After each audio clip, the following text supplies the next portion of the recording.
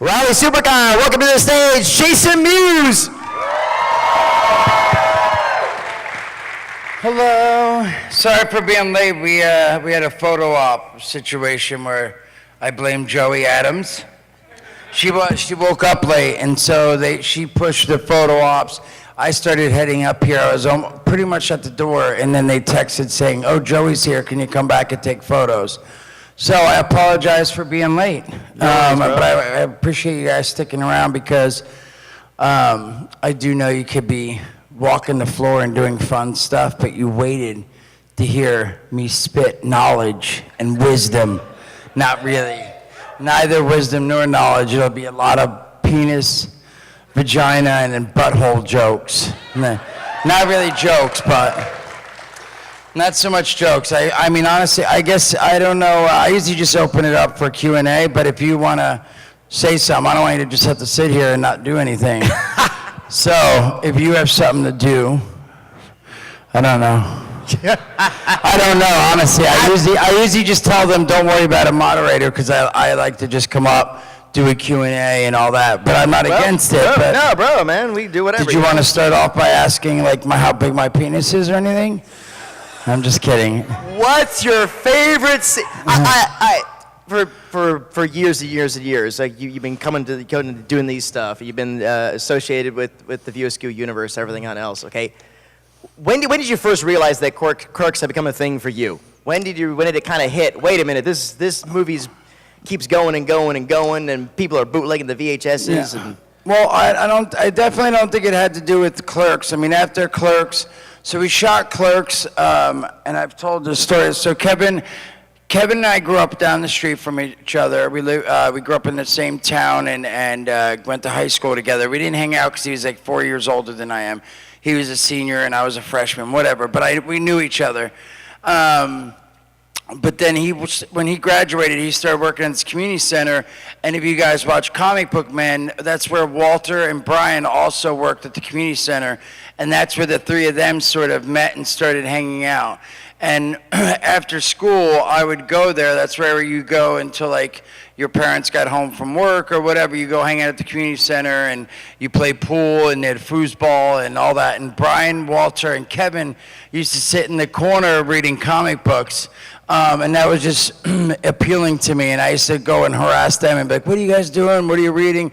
And Walter and Kevin started giving me their old comic books, like their really shitty, ripped up fronts, their free comics and stuff. But I didn't know any better. I thought they were giving me like, you know, the first appearance of Scorpion. But again, they gave me a bunch of free comics. I started reading comics. I really got into it. And that's sort of how I started hanging out with those guys. They used to go to comic book conventions.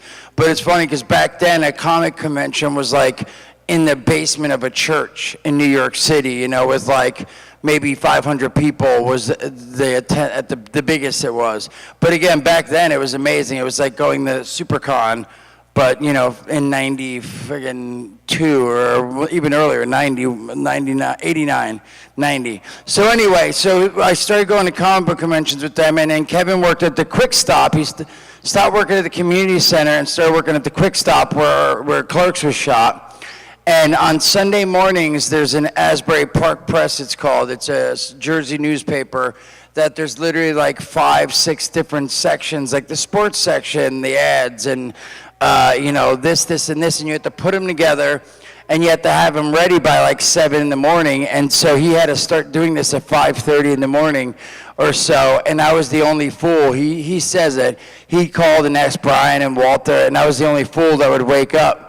And he'd give me like $10 to come wake up at 5:30 in the morning and come make these papers with him.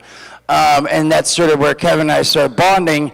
And then after, you know, about a year or so, he's like, "Hey, I wrote this script, and I think you're funny, and Brian and Walter think you're funny, but I wonder if other people would find your sense of humor funny. So I wrote a script, and I wrote a character based on you, for you." And I was like, "Yeah, whatever, cool, you made a movie, whatever." Like, I really didn't think anything about it, because it's not like now where if someone says they're making a movie with, you know, GoPros and all that, you can actually, you know, people are making movies and YouTube videos and all that. Like, I thought he was going to bust out his, like, aunt's VHS fucking shoulder cam that used to be, like, this big, you know, like, And I was like, yeah, cool, bro, you're going to make a movie. Little did I know that he actually rented a camera, and he got Scott Mosier from film school and Dave Klein, and he threw me in the movie. And to get to a long story short, I just was like, whatever, and I was super nervous shooting for some reason, because when I used to, all the stuff in Clerks, that's exactly how I acted from when I started hanging out with Kevin at 13 until like 17 when we shot the movie. I used to pull my balls out. I used to be like, hey, what's up, ladies? You know, you ever have your asshole licked by a muse? And so I would say stupid shit, and really, I used to say that stuff and do that stuff. I never sold weed, but I used to smoke a lot of weed. And so that's exactly how I acted, and he wanted to put it on paper and see if other people found that character and that type of humor funny. And so, but for some reason, when it came time, like I used to do all that stuff for my own entertainment. Like if I pulled my balls out, it wasn't because I'm like, oh, I'm gonna make him laugh. He's gonna laugh at my balls. Because really, if I pull my balls out, he might get offended for all I know, but I'll think it's funny. Because either he's gonna get pissed off, or he's gonna laugh, or he's gonna cry, but I'm gonna find it funny. Or he's gonna put him in his mouth, I don't know. But again, it was for my own entertainment, so when it came time to be like, be funny on camera, and I got super nervous, and it was really weird. So the whole shoot at Clerks, I was like I had a drink to get so I wasn't nervous. I got sent home a couple times because I couldn't memorize my dialogue because I was too drunk. So after we finally got through it, I went back to my other job, which was roofing, and I used to roof.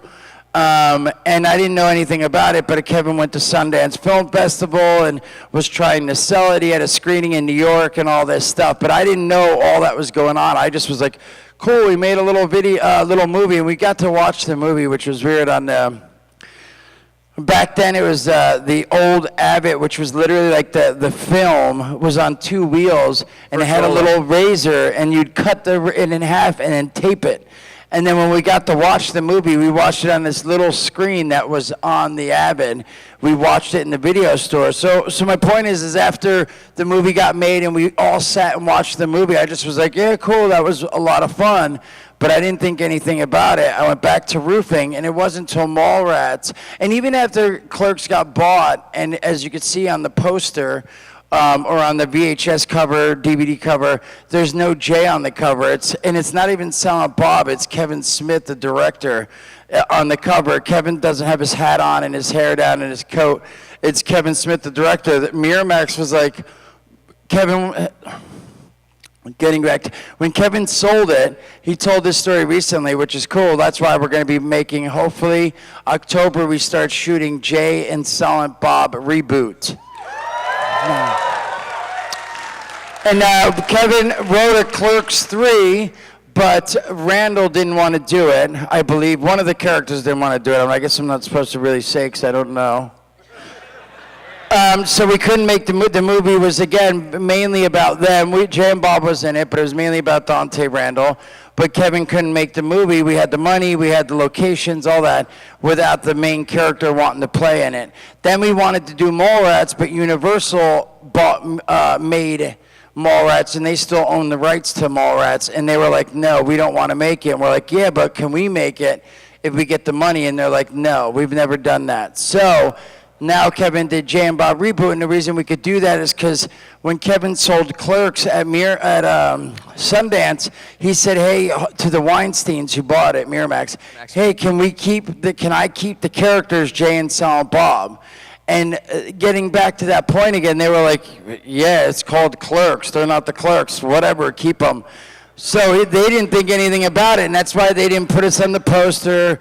That's why they didn't give a shit, and they let Kevin keep the rights. So that's why we're able to do Jay and Bob stuff and stuff. Kevin and I own the rights to that. But again, getting back to no one thought anything about it with Clerks, and so no one really talked about it even when the movie came out and all that stuff. It really wasn't until Mallrats that after that came out, people started saying stuff, and then even there was an article that said something. Kevin read it. I wasn't into back then reading like reviews and all this stuff, but I guess one of the reviews said, "We wonder, this Jay Mewes character plays Jay.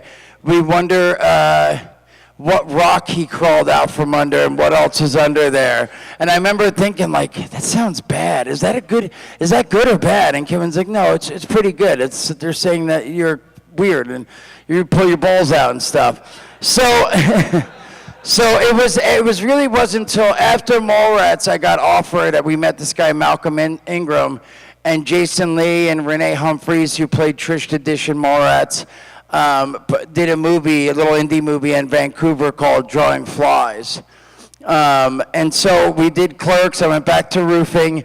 We went out and did Mallrats in Minnesota, but that was 3 months long, so I had to quit roofing. And then I got offered to do this little indie movie in Vancouver right after. So it wasn't until about then that I started being like, wow, this is maybe something I can do. Like maybe I can get another movie. And then, soon after, Kevin made Chasing Amy, and I'm only in one scene, but I got to do Chasing Amy. So now this is my fourth movie.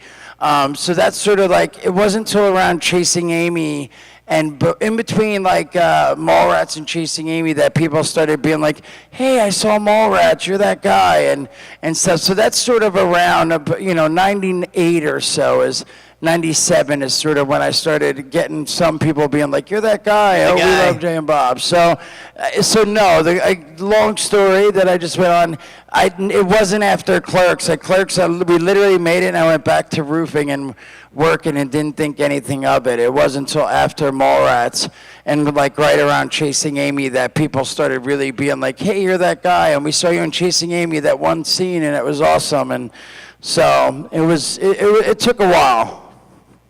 I've done roofing. I feel your pain. Oh my God, it's horrible. Money's good, but work is shit.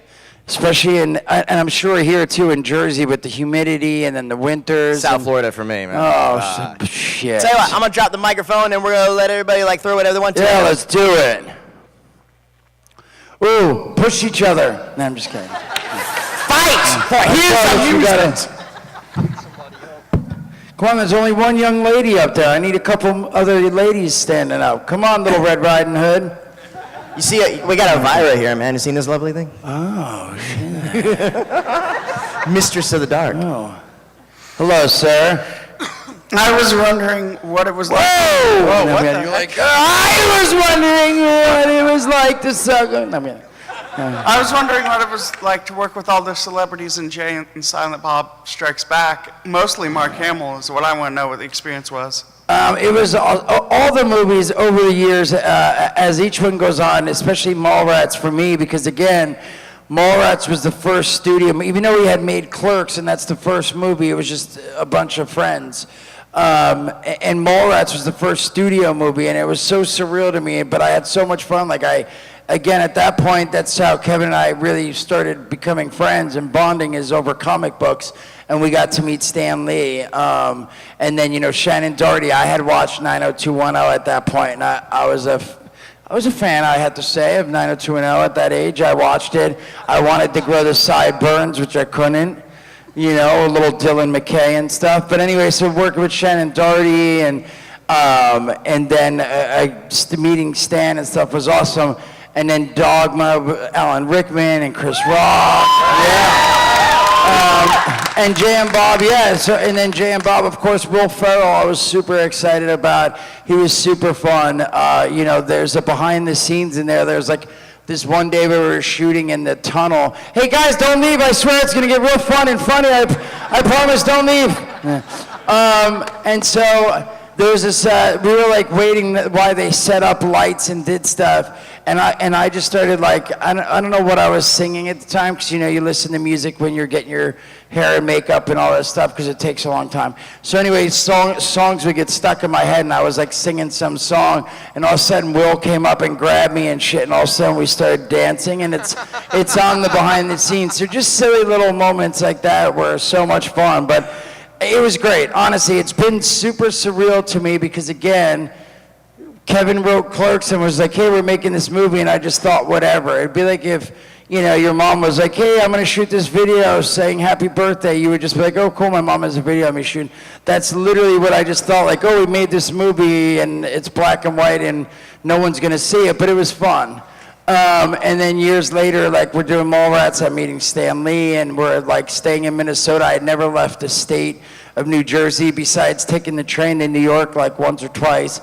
And now I'm, like, staying in a hotel in Minnesota. I go to California I had to do auditions I had to audition for Mallrats because the studio was like, this dude's never done any training, he's not an actor, and all this stuff. And so they're like, we're nervous that when it comes down to it, is he going to be able to pull it off? So they had auditions, and I had auditioned for Jay for Mallrats. And you know, they actually had, even at the end of it, Kevin and Mosier, like, we can't see, there's no one else that could play Jay, even if they do a good job with the audition and doing the snoochie boochies and stuff, which at that point, the casting and the producers thought runner-up was Seth Green. So if I had gone on stage, at the first day of shooting, the producers honestly were all there, and you know, it's behind the stage when I'm like, do it, Doug! And like I hand, what's her name, the tape and shit, she's like, you got it, and I forget what I say to Renee Humphreys, and then she slaps me. So that was the first scene we shot, and all the producers were there like watching, like, he's gonna fuck up. He's gonna fuck up. And I was more nervous, and I was already nervous because, again, on Clerks, like I said, I got real nervous and I had a drink, but I couldn't drink on this because you get, you know, you're insured and all this stuff. So I knew I had to push through because I couldn't give up the opportunity to get to make a movie, and a studio movie, and work with Stan and Shannon and all that stuff. But they sat there waiting, and then I shot the scenes, and then they showed the dailies to the rest of the Universal producers that weren't there, but there was a bunch there on set. And I guess they enjoyed it, and they, you know. So, but if I had froze and didn't do it, you would have saw Seth Green as Mallrats, Jay and Bob and shit. Can you imagine Seth Green and Kevin Smith? Been awesome. But anyway, to your question, honestly, it has been super surreal and just amazing because over the past, 20-something years with Kevin, I had Seth Rogen, Craig Robertson, and George Carlin, Alan Rick, like each time it's just super surreal. Johnny Depp, I just got to do a scene with Johnny Depp, fucking 21 Jump Street, bro. Fucking, seriously, I grew up watching that. I'm a big fan of that show, and of course I like him because of all the other movies he's done. Johnny Depp, I think, is an amazing actor. His characters in Alice in Wonderland and fucking Pirates, and he plays, I think, a bunch of cool different characters. So my point is, I got to do a scene with him. It's been really amazing. It's really awesome. So even coming to these, man, it's like weird for me. Each show, comic convention I go to, like going into the green room, they have the green room roped off, and it's like you walk in, it's like, oh shit, Bruce Campbell, Sam Raimi, holy fuck. I did a show in London, and I'm a huge fan, which I'm sure probably 90% of you are, of Game of Thrones. Yeah. And I was in London, and it was like Cersei was fucking in the green room. It's like, hold the door. Like just almost like the whole cast was there, and I just was like, this is weird. And like part of me wants to sit by him and be like, hello. Because they're usually like sitting at a table, like it seems like they group up. It's interesting. It's like the whole cast of Game of Thrones, and then it was like fucking, Mark Hamill and Carrie Fisher at this table, and then it's like the Raimi brothers and Bruce Campbell and fucking Freddy Krueger, and it's like they all sit at tables. Seriously, it's so weird for me. Honestly, that's what I'm saying. It's still surreal and weird, and I feel blessed and lucky, but because I walk in the green room and it's like I super get like sort of starstruck and excited, but I sort of feel weird because I'm there and I could sit next to him and be like, hello. Hi, Spike, I'm a big fan of Buffy. But I don't because I'm too nervous and weirded out and stuff. But again, it's awesome for me, but still weird. Like, again, it's weird to go in the green room and see these, so. Anyway, so that's that. But it's been awesome, brother. I love your sweatshirt. You're like a banana and I want to eat you.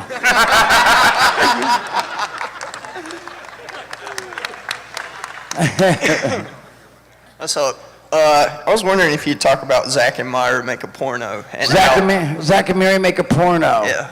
We talk about what, like my dick? Or? Favorite scene? How long did it take you to master the instant boner?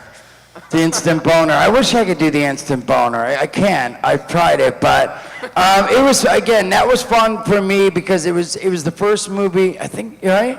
It was the first movie that, hey, guys, don't leave. No, you sons of bitches. It was the first movie I got to do with Kevin and play something different, so it was really awesome, and I got to, like, it was just fun because, again, I love doing Jay and him and I playing Jay and Silent Bob and stuff.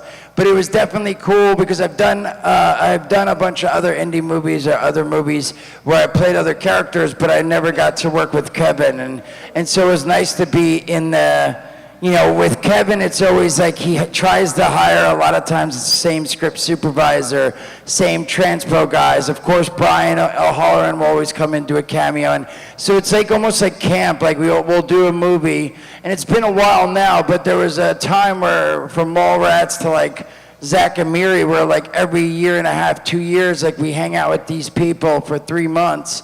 2 months, 3 months at a hotel, and you spend every day with them, and it's almost like camp, and it's such a blast. And again, a lot of the people Kevin surrounds himself with, he keeps hiring them back because they're fun and they're sweet and they're nice and all that stuff. So again, it's a lot of the same people on each movie. So Zach and Miri was just fun because, again, Seth Rogen was someone different, and Craig Robertson and stuff, but it's still like a lot of the crew and the script supervisor, and there's a bunch of people that we did spend a bunch of time with, and we all stayed in these lofts that were in Pittsburgh. So like, again, like you walk down the hall and you're hanging out with people, and there's the coffee shop on the corner, everyone meets in the morning, and it's just like camp hanging out. So I don't know, Zach and Miri was a lot of fun. It was also fun, of course, to be half naked and pull my wiener, have a sock around my wiener and get to pretend to have sex and thing. But it was also, which she was great, because I really feel like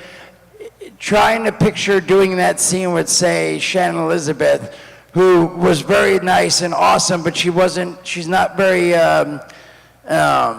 she's a little more serious, I'm saying. So I couldn't imagine being like, all right, so I'm gonna turn around in this scene and I wanna spank that ass and do this.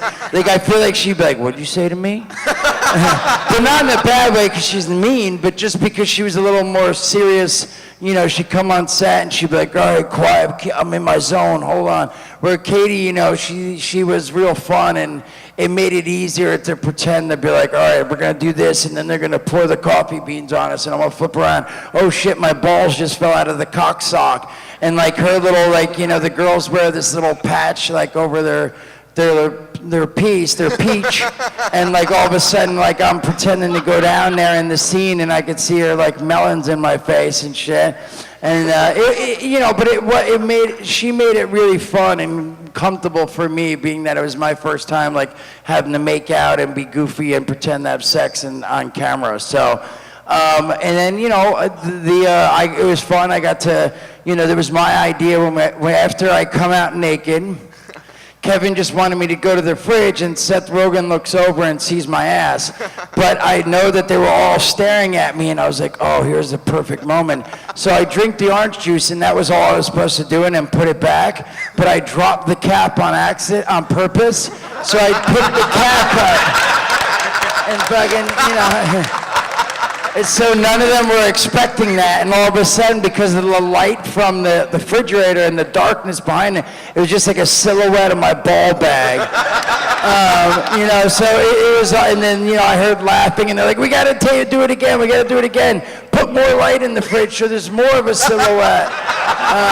You know, so it was fun. Honestly, it was a lot of fun, and all of them have been super, super fun like that, because again, it's like, I do feel like Kevin really does like hire the same really outgoing, fun people you want to be surrounded by when you're spending every day with them for months. Don't get me wrong, there's been a few people, no one's ever been an asshole or mean or anything like that, but there's definitely some people we've worked with that literally come out, you know, they're like, this, action. They'll do their stuff, and they'll be like, is that good? Okay, I'll see you in a little bit, and they won't really hang out.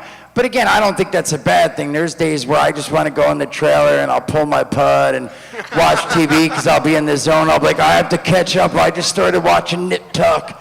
I'm on season 2, whatever. But usually I hang out on set and goof around and stuff. But it's been really fun, and that's why I'm really hoping that we get to shoot, that everything goes as planned, and we get to shoot Jay and Silent Bob Reboot in October, because again, it will be a lot of the same people, and it'll be just like we're looking at, Kevin wants to shoot in Philly or Pittsburgh, but it looks like, I guess, New Orleans right now has a really big tax credit, and a lot of times with the investors, they'll be like, well, I can get a tax credit. I don't really understand it all still after all these years.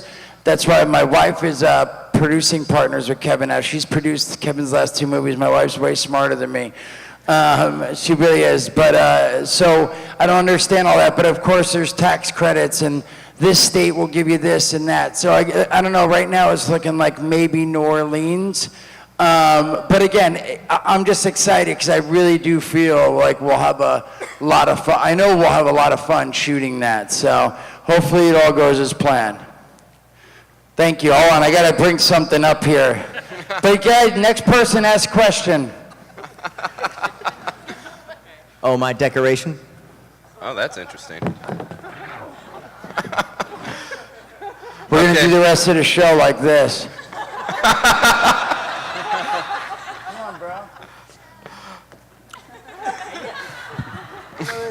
And yes, who has the next question? Okay.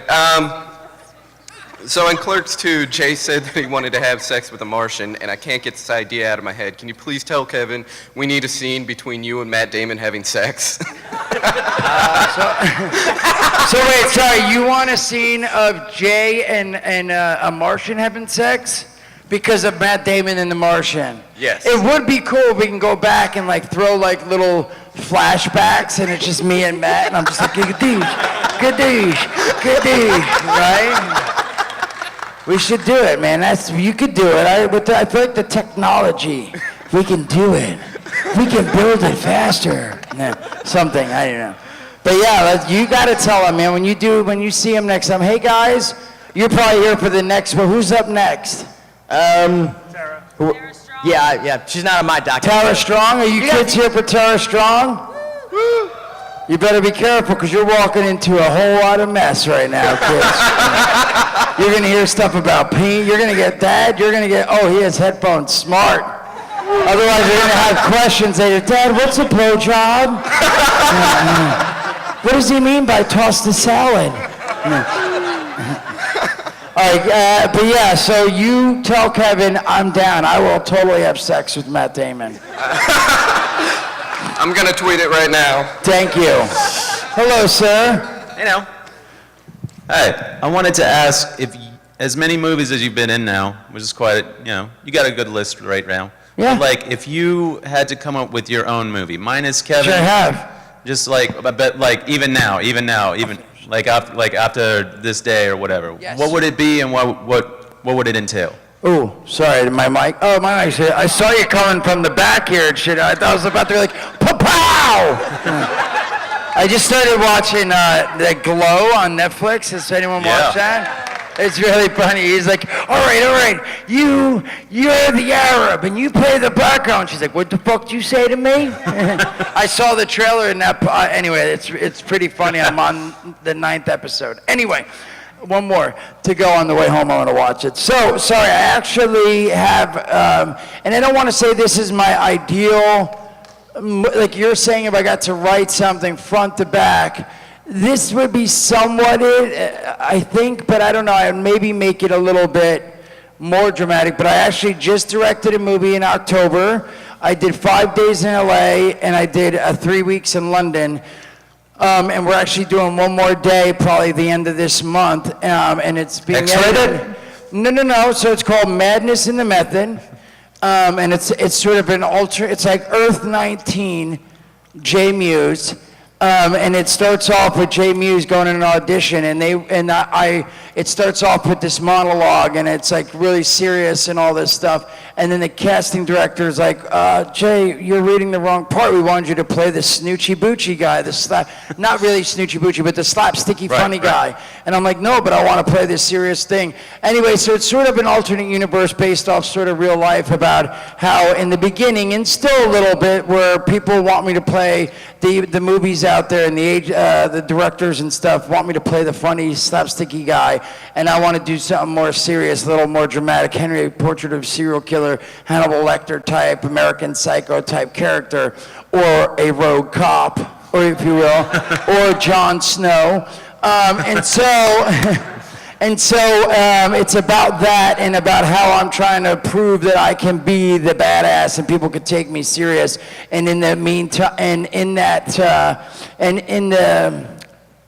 me trying to do that, I wind up killing someone on accident.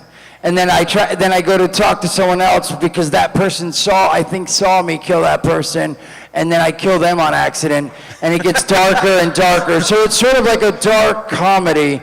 It's sort of like comedy drama, so it's not super like slapsticky funny comedy movie.